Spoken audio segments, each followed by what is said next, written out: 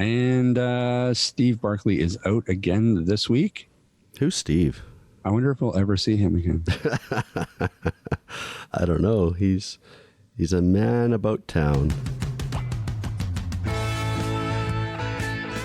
This is the AT Banter podcast, a balanced and entertaining look at assistive technology, accessibility, and its importance in people's lives. Join Rob Minot, Ryan Fleury, and Steve Barclay as they banter with people around the world about anything and everything regarding assistive technology and the disability community. Now, on with the show.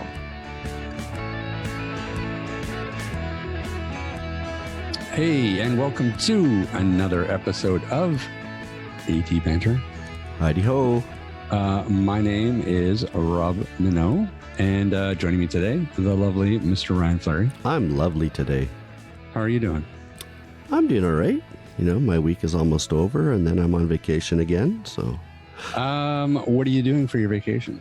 It's a staycation. So, just gonna putter around town and maybe work on some more music. Well, won't that be fun? I love staycations. It can be fun. I'm a homebody, so You don't have to line up for security. You don't have to get frisked by the that's right. airport security. I did talk to my wife last night. She's actually going to take me out to one of the record stores out in Surrey so I can pick up some more vinyl. They have record stores again? You betcha. Yeah, I mean, I suppose they all cost $40. I bet you just missed the days when you can go pick up a $2 record. Yeah, I don't think they're $2 anymore. It's been a while since I've been out there, but well, that'll be fun. Yeah, it's nice to get out and do that. I know she hates to do it, and it is what it is. You know, I don't really have a lot of people who can, you know, jump in their car and during the day and drive me out to a record store. I could take a cab out there and ask one of the sales guys to show me around. Hi, can you find me like this record out of the 22,000 you have in your store? Yeah. Well, what are we doing today, sir? Today we are talking with Jessica Hipp from WayAround. WayAround. Okay, well, maybe for the folks, can you explain what WayAround is? WayAround is a set of stickers, magnets, buttons, and clips that you can use to label things around your house. So there's an app for your iOS or Android device, and it uses NFC chips that are built into these stickers, labels, buttons, and clips. And using the app, you can swipe over the NFC and program in or write in your description of the item or use your voice to dictate. So yeah, it's handy. They've got some that are waterproof and I don't know what the right word is, not cold proof, but you can throw them in your freezer. Really? Yeah. Throw them in your freezer and wrap an elastic band around it and label your frozen fish or your pork chops or whatever you got in your deep freeze. You got sew-on buttons so you can run them through the washing machine and the dryer. Yeah. So yeah, pretty cool. Very cool. And there are sort of systems out there that are similar to this, but I don't think that there's anything that just works off a smartphone like this. I think they all really require usually proprietary devices, right? Because you mentioned to me off mic the Pen Friend, right? Yeah, the Pen Friend has some proprietary stickers, labels that you can put on stuff, and then but it requires a reader. Like you actually need the Pen Friend device. Right? Yeah. Yeah. So this is kind of unique because all it requires is a smartphone and the app that's running on a smartphone. So yeah, and most of us have our smartphones with us, you know, all the time. So you're not having to try and find Dymo tape for your Braille labeler or your slate and stylus. You know, you just tap your phone to the NFC chip and you're off and running. Well, and this has applications even just far beyond, I think, just like sort of labeling stuff around the house. But, you know, we'll talk to Jessica about that in a few minutes, I think.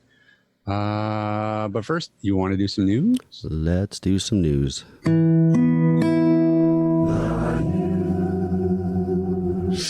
Okay, so I was excited to see this. A new law requires pharmacies to provide prescription readers to blind patients.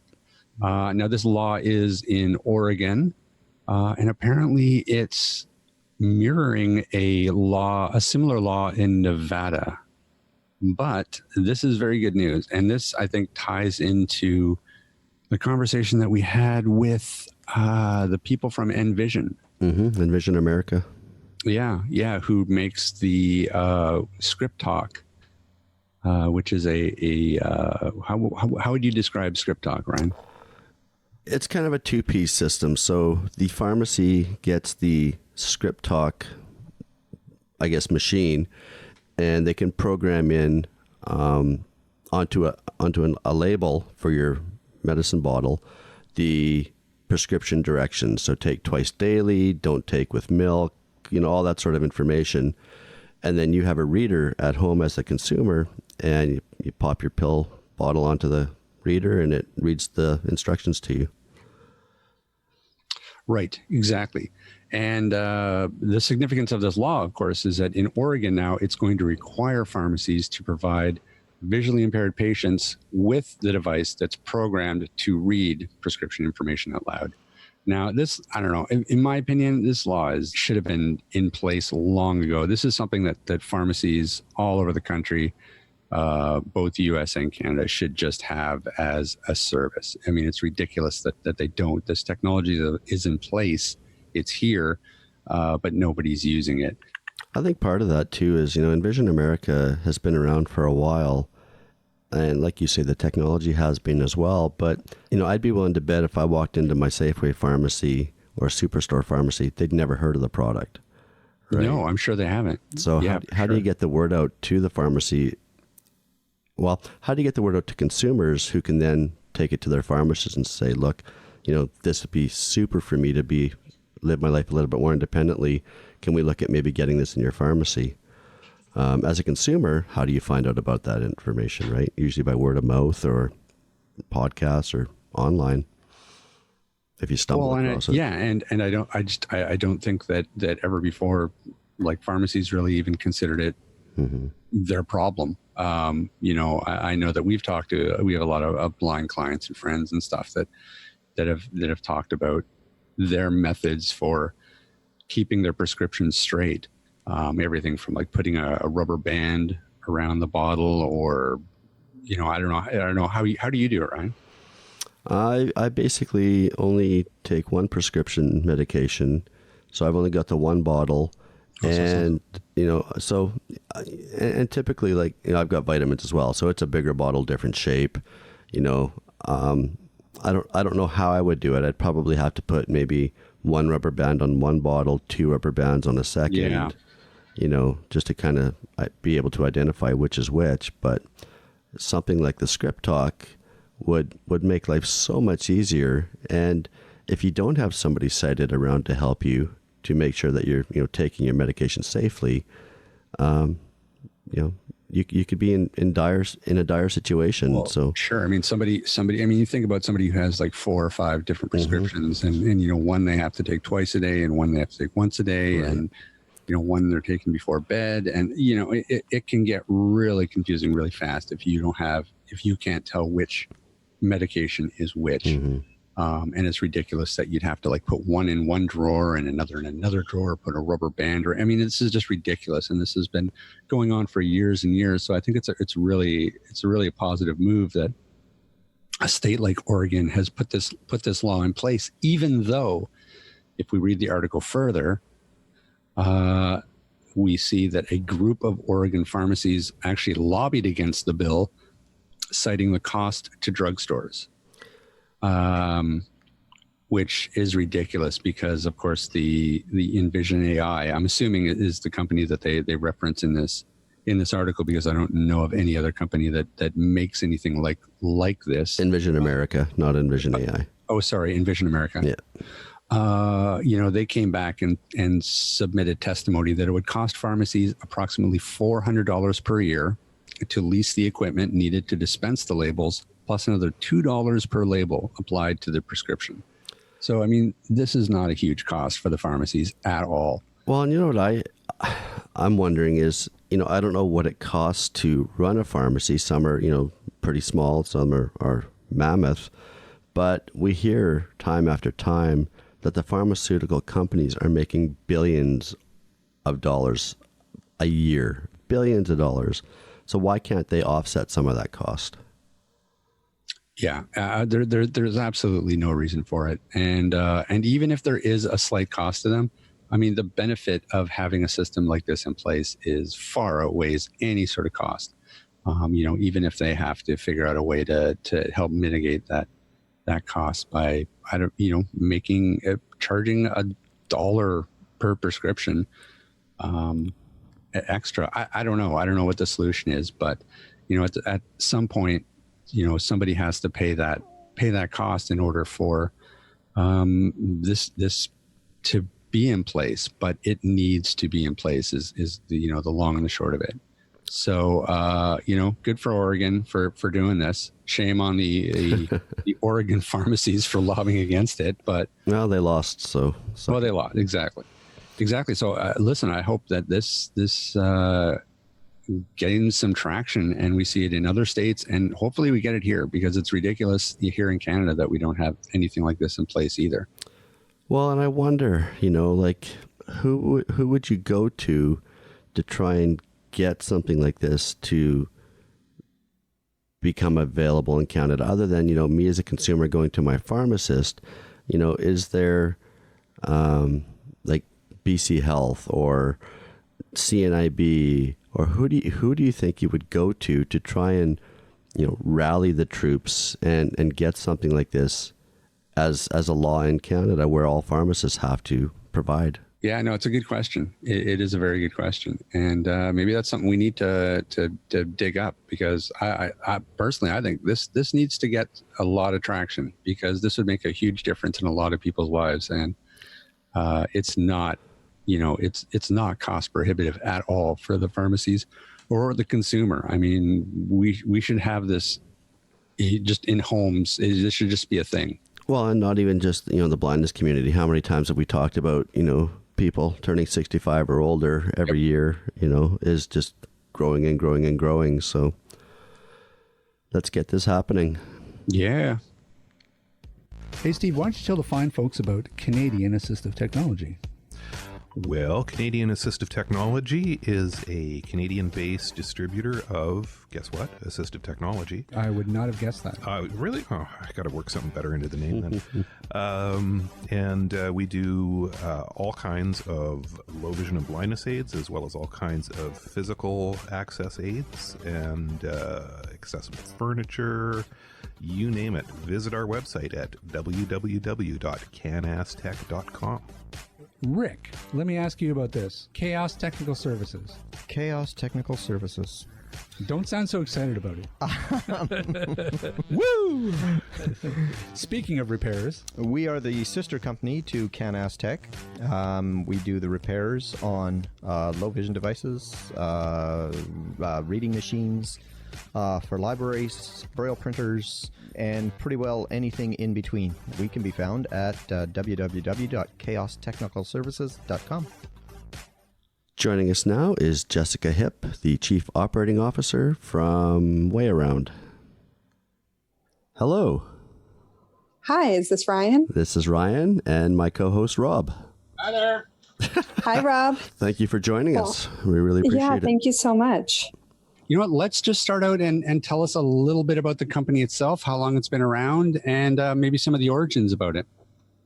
Yeah, WayAround launched in January of 2018 as an app. It first came out for iPhone, and now it is also available on Android. That came out a little bit later in 2018. And a quick overview, WayAround is what we call a smart assistant. So it works with an app for your smartphone, and then we have smart way tags. So they're little NFC tags. If you're familiar with NFC technology, they have a little antenna in there. But to the end user, they're stickers, buttons, magnets, and clips. And the technology all works exactly the same. It's just you would use a button for something different than you would use a sticker or a magnet for. And the way it works is you simply touch your smartphone directly to that tag, and it wirelessly transfers the information using whatever accessibility settings you have on your smart device. So you can label, anything around your home and office, clothing. A lot of people use it in their gardens, for hobbies, for the home office, for your professional office. Anything you can think of labeling, there's probably a WayAround solution for you. So, and I guess to answer the other part of your question, a little bit of background, we have two co-founders, Darwin Belt and Armin Fisher. Darwin Belt happens to be my father, which is part of how I got involved in this company. And they're both architects by training. They had a company together in their early 20s, right out of architectural school. And then they went their separate ways and connected after several decades. They had both retired. And Armin lost about 90% of his vision very quickly in his mid-50s. Right. And Darwin has had lots of different eye issues for his entire life. He was blind when I was born. That was corrected surgically. It didn't have a very high success rate, but he was one of the lucky ones. And he now has wet macular degeneration, diabetic retinopathy, night blindness, color blindness, and I think I'm forgetting a couple things. So he also still drives. He has, he has low vision. And so while they've both experienced vision loss, what they're able to do and the kinds of things that they need to assist their limited vision are very different. And so as they were talking about vision loss and, being a professional with vision loss, and then some of the challenges, Armand really talked about, he's had some cane training. He's tried to learn Braille, although he also has Parkinson's disease. So his finger sensitivity, it's tough to read Braille with some of the complications from Parkinson's. But, they said, we really know how to communicate information about public spaces. We're architects. That's what we've done our entire careers. So WayAround started with that in mind. And even though we have our current product is home and office, they've always been working on, how do we make public spaces more accessible? How do we give people with any degree of vision loss more information about, whether it's signage, products on shelves. There's all sorts of information that you get visually that if you have limited vision or no vision is a lot harder to get. So we have some good solutions for that are going to be coming out really soon.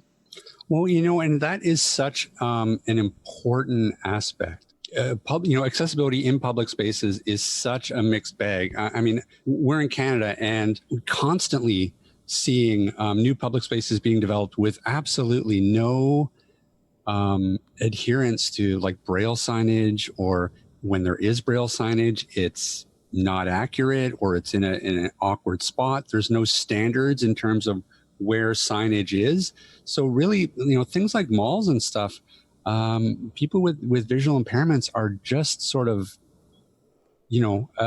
there's no type of navigational solution for them, or at least historically there hasn't. So this is actually a really important push. Well, and what you're talking about with standards, in the U.S., we've had the Americans with Disabilities Act, the ADA, for many decades now. And even though there are legislated standards, you would, or maybe you wouldn't be surprised at how many places just don't follow them. They either have incorrect Braille, the Braille is upside down, the ADA signs are placed, in an incorrect location, and so you can't even find them. Right. It's just, we've done a lot of research, and we have a whole photo gallery of, incorrect ADA signage. And it is, even if the standards are created, it can be really difficult to implement them correctly, because buildings aren't standard, spaces aren't standard. And one of the advantages that Darwin and Armand have, because they're architects, is, even for a building that is very, it's very custom, there are still standards because you have to have things in certain places. And so they're able to use some of those standards that they know from their design background to be able to better communicate and supplement, whether it's ADA or in Canada, you guys just passed some new legislation. So it'll be interesting to see how that rolls out. And WayAround is really meant to augment, whatever legislated systems are in place. So if you're scanning a way tag that's in coordination with an ADA sign, it might not just tell you this is Suite 101, but it could tell you it's, Dr. Robinson. And, when you walk into the room, the receptionist will be to your left, or, Dr. Robinson's hours, or whatever other information might be helpful to scan. Well, and that's going to be incredibly useful too. Over Braille signage, which literally you usually have one or two words and that's it. So, the digital aspect of this makes it so much more robust. Well, and Braille's great to have, but we know the statistics as well, and the majority of blind users don't use Braille, don't know Braille. Right. And I think Braille is so important. One of my colleagues said, if Braille didn't exist, as a blind person, she would have been illiterate. Yeah. And that really hit home for me. And I think that, for people who can and make the effort to learn Braille, I highly suggest keeping up that skill. And then, as you say, just because of the space that Braille takes, you can only get so much information. You're sometimes limited by the amount of space. Mm-hmm. So if you have digital tools supplementing it, or for people like Armand who really have tried to learn Braille, but they have a physical limitation that they're not able to do so, then they really even rely on the digital tools more. Yeah, well, absolutely. I mean, don't get us wrong. We're also big proponents of Braille literacy is huge, but at the end of the day, when things like the ADA or our bill is the Accessible Canada Act, when they drop the ball, it really sort of lands on companies to sort of build a solution that is actually going to work. And if Braille signage, if the standards are there, because I can understand architecturally it makes it challenging too, because they'll build a space, they'll build something like a mall, and it would be hard to have standards about placing Braille signage when you have to deal with different architectural choices all the time. So I can see all the challenges like that, and something like this is just going to bypass all those issues, and it's you're not going to be dependent on the actual architecture to lend itself to being an accessible space. You can just kind of work around that. That's right. And, really the way we've designed WayAround, if you've used the app, it's all based on templates. So we have something called a detail type. And if you're using the home and office product, you'll see a detail type. You can think of that like a category, for things like groceries or cleaning supplies or files. And then in public spaces, it'll be exactly the same. There will be detail types that, if you're a museum, you would have some museum specific detail types. So, we have predefined fields that, we've thought through the order and how things should be entered.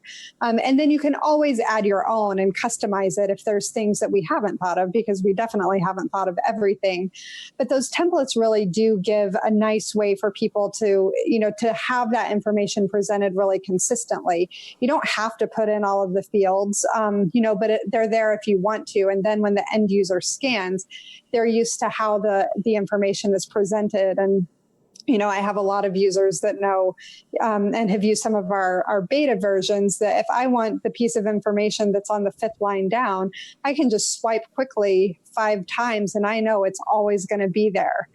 So it really does make it user friendly, and you get used to using your phone really quickly. And if you're a voiceover user or a talkback user, you can swipe through, and it's for all of us, we're used to those patterns, and you can get information very quickly, but you want it presented in the way that you want to receive it. Why don't we just step back and talk a little bit about the home and office products specifically, and maybe you could just walk us through like a few user cases on how that would work, and then we can sort of maybe talk a little bit about the public space aspect of it as well. Yeah, that sounds great. So with the home and office product, the 2 big questions I get are, what kind of tag should I use? And then what information should I put on the tag? And the answer is, really the limit is your own creativity. So we do have 7 different types of way tags. I said there's stickers, magnets, buttons, and clips. And for most of those, we have 2 different versions. We have round and square. And it's not just because some people like round things and some people are more squares, but the square means that it can be used on metal. So if you get a square tag, a square way tag, you can use that on a metal object. And the reason being is the NFC technology, metal will interfere with it and make it so that you can't scan. So there's a little barrier label if you're using it on, canned goods or even a refrigerator. All of our magnets are square. So it's just a little tactile element that's part of the WayAround system to let you know that, this way tag could be used on something metal. The round ones, we say they're regular. And so you can put them on anything, but not metal. They won't work on metal. So the buttons are actually our most popular product, and we have 2 different types of buttons. One is the 2-hole button, and you could sew that into a garment. It's about the size of a dime for our U.S. Customers, a bit smaller than 25 millimeters. And then the oval hole button is 25 millimeters. And it has a notch in the middle, so you could use it with a safety pin and put it into clothing. But people also tend to use it with rubber bands, and you can attach it around, anything that you could put a rubber band around. So something that's an odd size. And the great thing about the buttons are they are heat proof, cold proof, and waterproof. So, and that's why I say they're so versatile. So that oval hole button people will use for frozen food. It's really popular with gardeners. They'll use garden twine to, tie a button around their seedlings. Somebody even just drops the button inside a packet of seeds so that they can quickly scan through. And, you can scan through the seed packet. You don't have to actually have your phone directly connected to the tag itself. So if there's a little bit of a paper or something, you could easily just scan right through it. So the buttons are super versatile. If you're just getting started with WayAround, I would recommend, get some oval hole buttons, and you'll be surprised how many ways you could use them. The stickers are also really popular. Anywhere you would use a sticker, things like if you decant your dried goods into, glass containers, things like that. People use them on appliances to label buttons. I know some of the smart appliances, if you push a button once, it does one thing. And if you push it twice, it does something else. But if you hold it down, it does something else entirely. And so you can really make the labels work well for you. And you can put them pretty close together. I should mention that if you are using them for an appliance, they need to be about 1 inch to 1.5 inches apart. But often the dials will be that far apart. So you could put several different way tags on the same appliance, or you could simply use one tag and, label from left to right or top to bottom if you wanted to conserve your way tags. You're looking at the variety of options that a consumer has with these way tags. I've actually placed an order, and I'm looking forward to getting mine soon, so that I can actually start labeling things like my Blu-rays and my vinyl record collection and those types of things. I've been using other means of labeling for a while now, but most of the time I've got my phone in my pocket and I can just walk over, scan the tag, grab what I want. I don't have to look for my other labeling devices, making sure that they're charged, or making sure my Braille is still crisp, that I could still read the labels, or if I get a new product, finding my slate and stylus or my Braille labeler to label. I've got my phone with me all the time, so I'm really looking forward to experimenting with these tags. Was that sort of the plan all along? Was to go the app route, like to sort of utilize the power of the fact that everybody has a smartphone? Because there are things like this out there now, but they all sort of require these proprietary devices to work. Was that sort of always the plan when you started developing WayAround? Was that everybody has a smartphone, let's use that?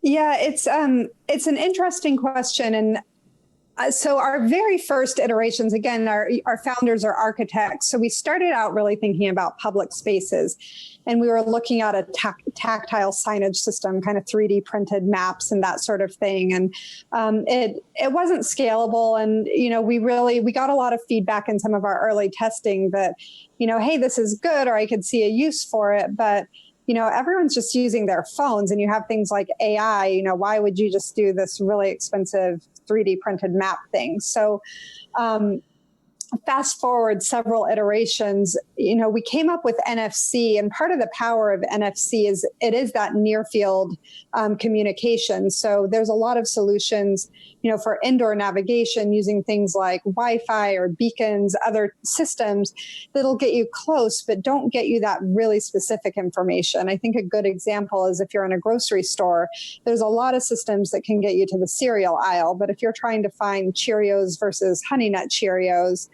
short of like getting out your camera and, using some AI things that may be fairly time consuming, it's going to be hard to locate that exact item. Or if there's two office doors that are right next to each other, a beacon can get you within 5 feet, but which door are you going to actually go through? Right. So, we honed in on NFC because it does get you, that it gets you to the inch level instead of the few feet.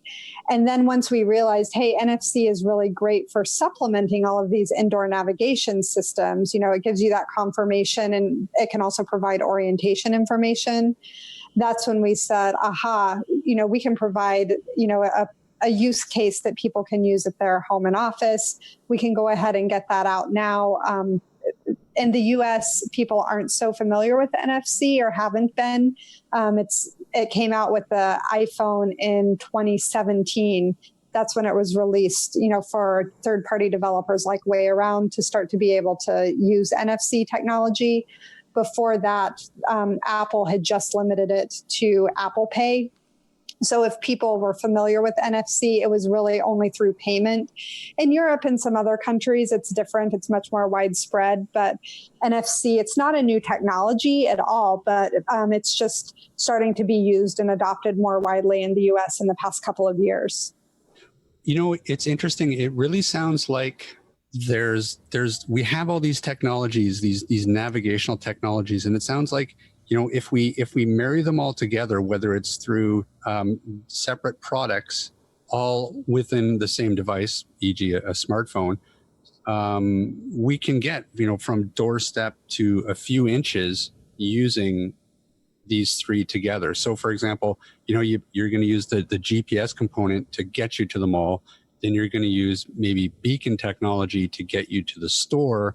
And then you would use, NFC to actually get you to the shelf for the product that you want. That's right. How you see things? Yeah, I do. I think that, every technology, when it's used in the place that it's intended for, it works really well. And there is no one technology that's going to do all of these different things. I think AI is making a lot of headway and still is in its infancy. It has a lot of ways to go. So with all of these wireless technologies, when you start to marry them together, they do really become powerful. The sum is more powerful than any one on its own. And that's another advantage to using the smartphone versus a standalone device, is that it is easy to marry them because a smartphone has all of these built-in capabilities, where if you're, purchasing, a standalone device, it's going to do one thing or maybe a handful of things, but you're going to have to get a different device out to do different tasks. Right. So how much information can one of these Way tags store? It's really unlimited, and that's part of the patented system that we have.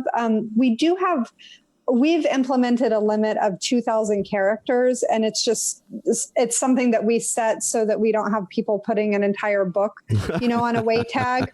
We would have to start charging for cloud storage if people did that. So in order to keep the costs down for end users, we do have a 2,000 character limit per tag.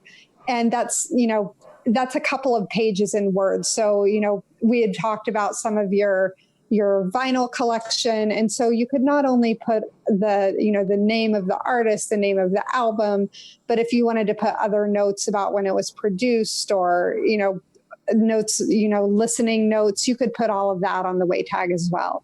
Right. And maybe we've sort of already covered this, but let's transition into talking a little bit more about what your plans are for public spaces and how WayAround is going to sort of play and factor into that. Sure. So with WayAround for public spaces, we've done a few tests, and I think I've mentioned several of the different areas we've worked in. One is the retail environment. We've also done some beta testing in museums. So, in addition to the signage on the wall that would give you the artist's name and the title of the work, we could give you an artist's bio if there's any sort of interactive elements, a link to a YouTube video or, a site for the artist, if it's a contemporary artist, all of that could be accessed through a way tag. And that's where it becomes powerful, for accessibility for people with vision loss, but also anyone, whether you're sighted or blind, you could scan a way tag and get a lot more information than you're able to get just from a physical sign. So museums, retail, and, just spaces in general. So we've talked to a few schools for the blind. There's some manufacturers that employ a significant number of blind and low vision employees.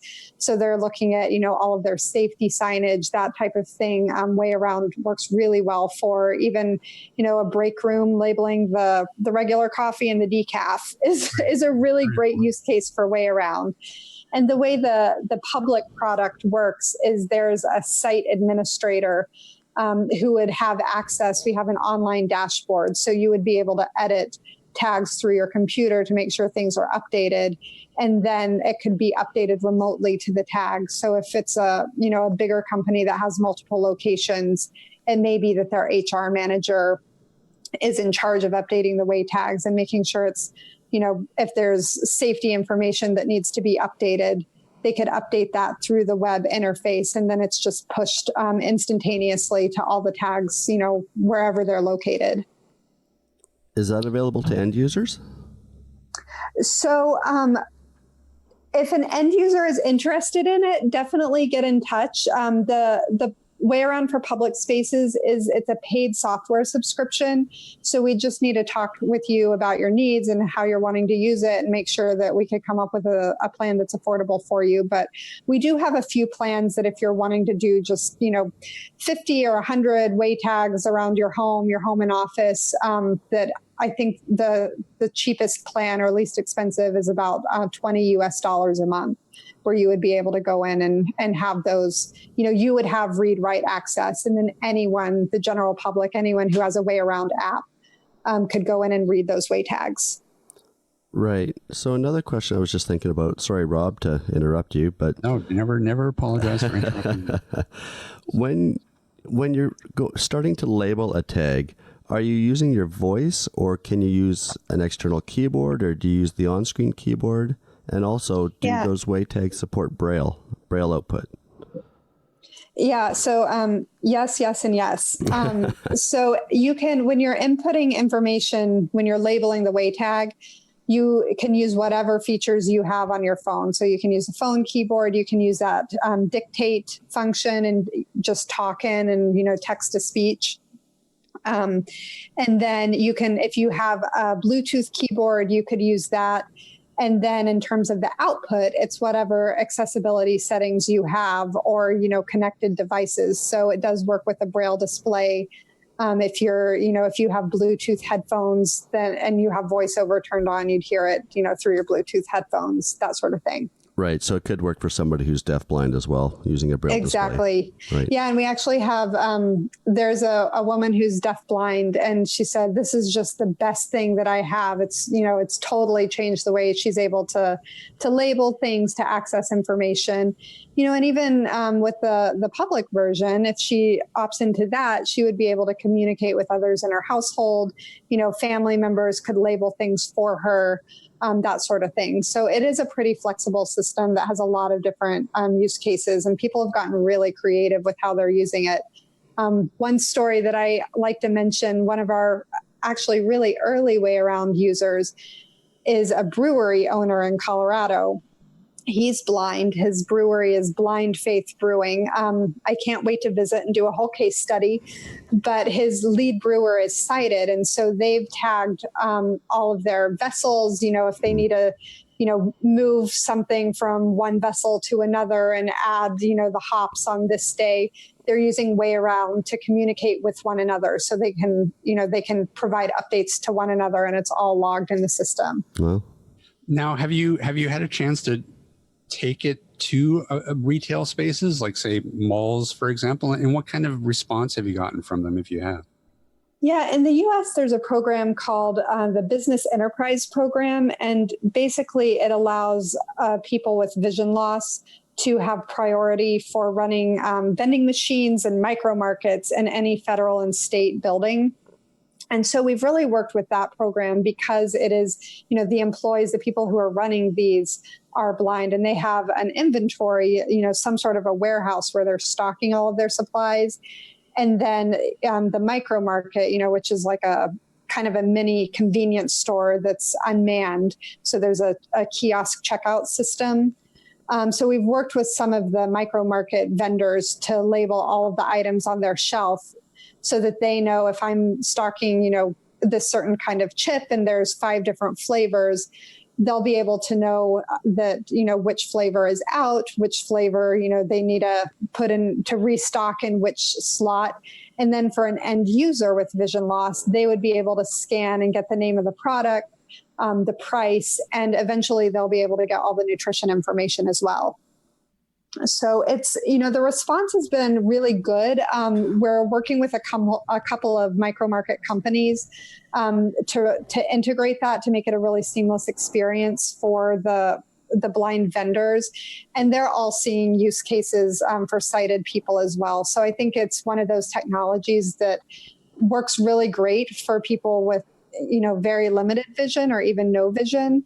And I think it's going to be adopted widely, for even people who have good vision. I know it's really hard to read the back of those nutrition labels, and especially if you have any sort of sensitivity, whether it's, a gluten allergy or a nut allergy. If you have a dietary requirement, you definitely want to know if it's a product that you can have or, if it's not going to work for you.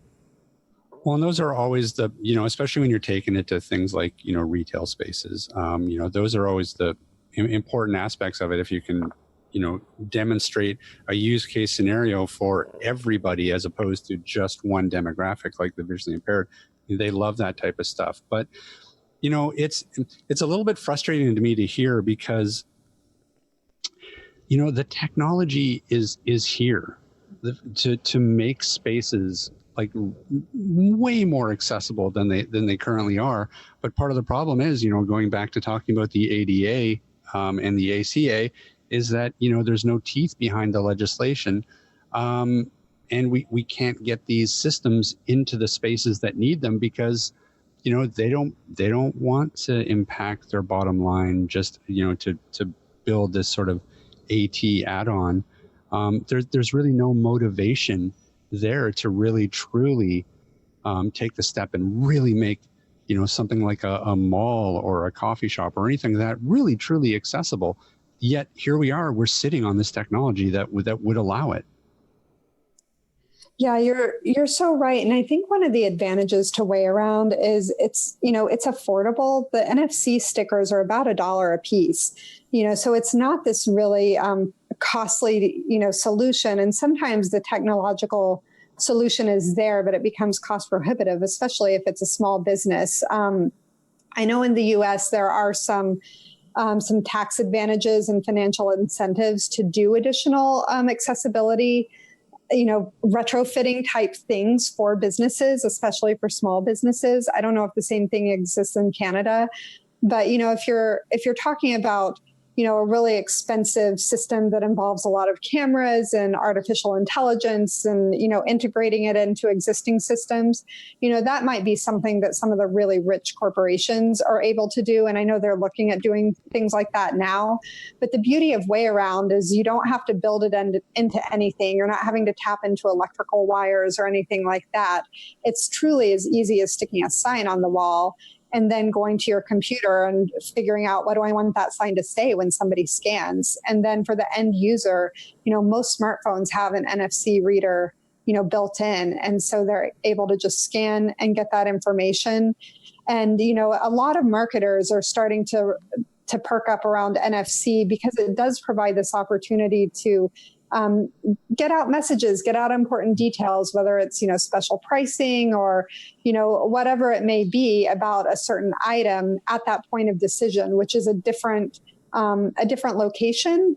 Yeah. Then a lot of marketers are able to connect with people, through social media or whatever. So it's one of those technologies that, I do see marketers' ears perked up, and I've spent a lot of years in marketing. So, I have a fondness for the field. And also I want to make sure that the NFC tags are also used for accessibility because they're just so powerful. And because they don't require the camera, you're not having to focus like you would have to do with a QR code or, a barcode. And there's a lot of products that simply, don't even have a barcode on them. So I think it's a powerful technology specifically for people with vision loss.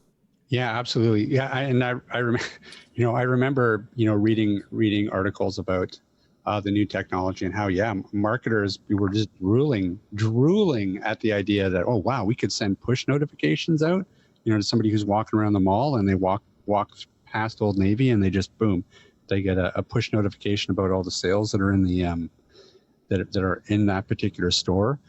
It's funny, mainstream wise, I can see a real pushback from consumers on that because, not everybody is crazy about that idea. But, again, you lend that technology to something like assistive technology and accessibility, and all of a sudden you've got this groundbreaking, game-changing technology that could really make a huge difference for the mobility of somebody who's visually impaired. Mm-hmm. And I think you raised such a good point. For different people want different types of information pushed to them. And then there's the level of information that you want it only when you seek it out. So, what you're talking about would happen with something like a beacon. So if you're walking through a mall or an airport and you would know, this is, this store and that store, and you could actually know in real time what you're walking by. But then if you actually went into a store and you're walking down an aisle, you might not want the name of every product, said to you audibly. In a grocery store or an environment like that, it might be too much to even take in. And so with NFC, the user is actually having to, to seek that information out. The field is really within about an inch. So you have to touch your phone to the tag. And so you're getting information only when you want it to say, okay, I'm curious, am I in the right spot, or what's this, or I want to know more. And so when information is layered together and as technologies become integrated, I think it'll become a really, robust user experience where you can say, I want this type of information pushed, and then I want to be able to get this information, this other type of information on demand. And I think that that's where, as all of these technologies continue to develop, we'll really be able to see them integrate and have users specify how they want to interact with all the different possibilities. I'm telling you, it's an exciting time. I mean, again, it's like all the technology is there. We just got to figure out how to put it together. That's right. And it's happening slowly but surely. I wanted to talk a little bit about the supported phones. I noticed on the WayAround.com website, you guys have a little tool there to give you an idea of some supported phones that work. How often is that list updated, and do you have any recommendations on phones? We do. So it's updated fairly often. Anytime new new phones come out, they usually have NFC. iPhones at this point, if you have an iPhone 7 or above, it has an NFC reader. Some of the newer iPhones have additional NFC features that you can use that haven't been pushed back to the older models. iPhone 6, 6S, and SE are a funny little category because they do have an NFC reader, but you can only use it for Apple Pay. So third-party developers like WayAround can't access that NFC reader. So iPhone 7 and above, you're good with WayAround. And if you have an older iPhone, I'm going to come back and tell you how you can use WayAround in a minute. Androids are... most of them have NFC, even older Androids. They've had NFC for a long time. Mm-hmm. It's just not so consistent, as with all things Android. The location of the NFC reader, whether or not it has an NFC reader. There was one sort of series of Android phone that I'm not going to say the manufacturer, but they released 3 phones simultaneously that they all had, just slightly different features, but one of them didn't have an NFC reader. So I would say just go in and check. You can check in your settings for Android or just say, to turn on Android, Android, turn on my NFC reader. And you can also use our checker to see if your phone does have an NFC reader. And if all else fails, just Google, put in the name of your phone and say NFC, and you'll usually get the information pretty quickly. Right. So the statistic I've seen is that, about 80% of current phones out there have an NFC reader. So chances are good that your phone does have one. The trick can be finding it. If you have an iPhone, it's on the very top skinny edge, not the front or the back face. And it's not the camera. It's just the top edge. And that's where you want to, touch the edge to the way tag. And then for Android, it's not consistent. So I have a Google Pixel and it's kind of in the back center, a little bit more toward the top. But often if you you have the NFC turned on in your Android, you can just run your phone back and forth until, if you're using WayAround, you'll feel a vibration and you'll hear a little chime. And then if you do that 2 or 3 times, it's pretty quick to learn, this is kind of the sweet spot of where my NFC reader is. And that'll work if your phone's in a case as well? Yeah, different cases, some of the really thick cases, they can be a little bit tricky, but most cases work just fine. There are some cases that are, like the sparkle cases that have metal in them. And there's only been really one time that I've witnessed a case doesn't work with the round tags. So if you do have a metallic case, you might want to consider testing out, get some of the round tags and some of the square and just make sure that your case works. But most cases are just fine. Okay. And for those people who don't have a smartphone? Yeah.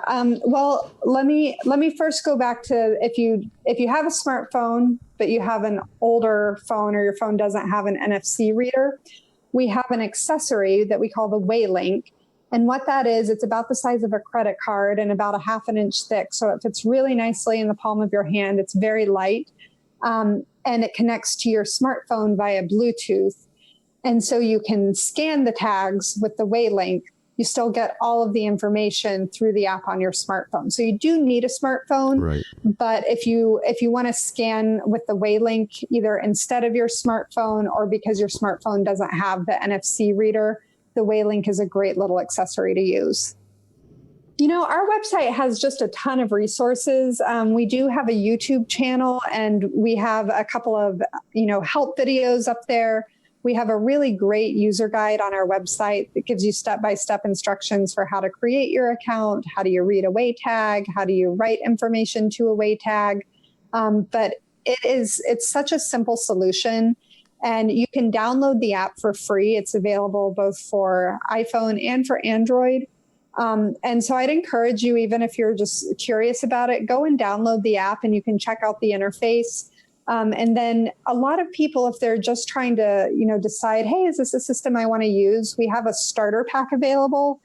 And that includes about 5 to 10 of each of the different types of way tags. So it's a great way just to test out the different way tags. And usually people will order that starter pack and say, I like these stickers and I like this type of button. And then you can order any individual way tag in a pack of 25. But the starter pack is a great way just to get a sampling of all of the different types of way tags, figure out what you like, and then you can just add on as you go. Where can people find you online? Yeah, so we're at wayaround.com, and the app is called WayAround Tag and Scan. Well, listen, Jessica, thanks so much for taking some time out talking to us about WayAround. And I mean, listen, best of luck moving forward. I really hope we can, get some of these solutions into some real public spaces and really start to make some progress on really working out this accessibility problem that I see every day in a lot of public spaces. Well, thank you so much. And if you have listeners who have ideas, definitely get in touch.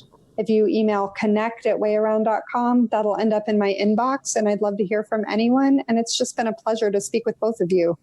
Awesome. All right. Well, thanks, Jessica. And, we'll make sure to include all the links that we talked about too in the show notes. Perfect. Thank you so much. Okay. Thank you. Okay. Talk soon. Talk soon. All right. Okay. Bye-bye. It's a really cool system. I can't wait. I can't wait to be get honest. mine. This goes way beyond what I actually thought it was. I love this idea of public spaces, of getting into public spaces, because I'm telling you, every time I walk into this new mall that's close by me, I get frustrated because I walk around it and I don't see anything. I don't see any Braille signage, nothing. And this is brand new. This is a brand new mall. It should be loaded with accessibility features, and there's nothing. Well, I think especially when it comes to Braille signage, just like wheelchair ramps, that needs to become part of the building codes, right? Forget standards. The standard is it has to be built into the building code. So we talked about a story where it was talking about the frustrations that people had with even existing Braille signage, that a lot of it was wrong or inaccurate or upside down so even when Braille is there, it's problematic. But and this is such a versatile solution.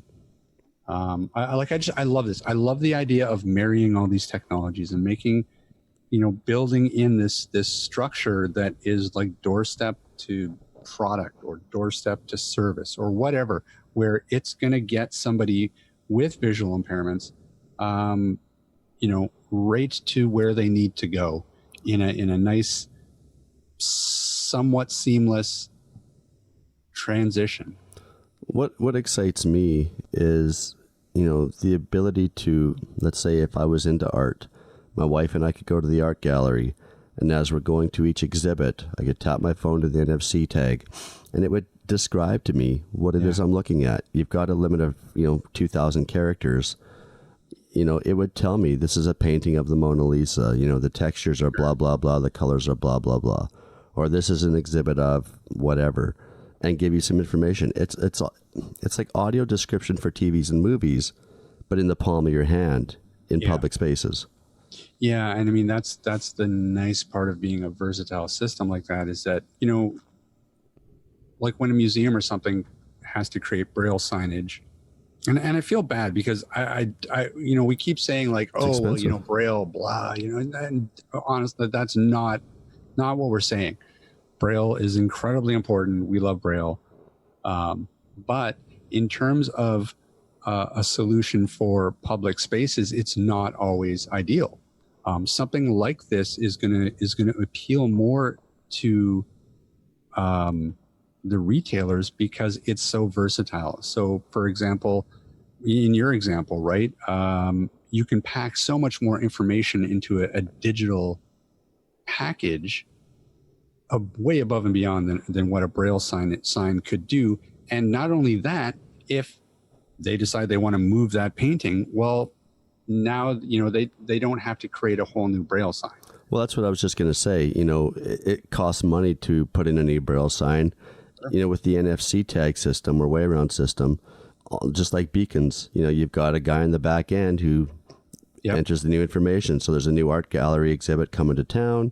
You don't have to replace the tags. You just renew the information and you're off and running. Yeah. And it sounds like really the only downside is just, the fact that NFC readers sort of have to catch up a little bit in terms of being in all phones, but that problem is going to take care of itself in the next 3 to 5 years, because most everything going forward is going to have an NFC reader built right in. Well, and if you unfortunately have a phone without an NFC reader, then we have a solution for you. And I got you covered for that too. You betcha. But no, this is, it's exciting. But again, it pisses me off too, because it's just like this technology, and it's not only this, there's a variety, we could point to a variety of different technologies that exist that could make things like public spaces incredibly more accessible. But there's no drive to put these systems in place because, they cost money. They, impact maybe a bottom line. They don't really see, what's the rate of return if we put a bunch of, WayAround, stickers all over the store. Is that really going to impact our profits? And, they have to look at all of these things. And I get that. But at the same time, like I just wish there were just better standards. Just, if we're serious about building an accessible society, then the technology is here. Let's do it. Make enforcement a thing. Make these spaces, put these technologies in place. Unfortunately, I think we're still at least 10 to 15 years out from that mentality changing. Yeah, the mentality changing. Yeah. You could be right about that. I think you're right. I'm the optimist of the show, and I still I'm just I don't think this legislation is really going to make a huge impact, because especially in the first 5 years, because attitudes are slow to change. Accessibility to a lot of spaces, I think, just are relegated now to wheelchair ramps and a couple disability parking spots, and boom, okay, we're great, we're accessible. Well, we made the doorway to the bathroom a little wider. Yeah, we're heroes. We're accessibility heroes. Well, we need to also change that thinking of, are we putting the cart before the horse? Retailers, well, we don't have, blind people coming into our establishment. Well, you probably don't, because they can't take advantage of the services that you're offering because they don't know what services you offer in the first place. Or, do you put in the tagging system, market the crap out of it, and next thing you know, you've got consumers, people first, coming into your establishment and spending money, Yeah, exactly. We got to change that mentality. We don't have people with disabilities coming into our place. Well, that's because they can't. Yeah, that's right. If you made your space accessible, they would. Exactly. You could have a whole new demographic coming into your. We talked about it earlier in the show about pharmacies. Honestly, if there was a pharmacy came out and was like, yeah, you know what, we put this, a ScriptDoc system in place. We want to make sure that all our clients are serviced the best that we possibly can. You know what? Your pharmacy would probably be flooded by people with visual impairments, and you could see a real spike in your business. I mean, it on and on. We've always go on about how it makes good business sense for, inclusion and accessibility. And it really does, but it's just, you're right. It's those attitudes that are slow to change, because they still see a lot of this accessibility stuff as stuff that needs to be tacked on, stuff that's going to be a cost to them. Yeah. And sometimes they just think that cost is going to be unwieldy, but I don't know. It's beginning to look like it doesn't necessarily have to. Agreed. So, yeah, I know. I'm preaching to the choir. Preach it. Hey, Ryan. Rob. Where can people find us?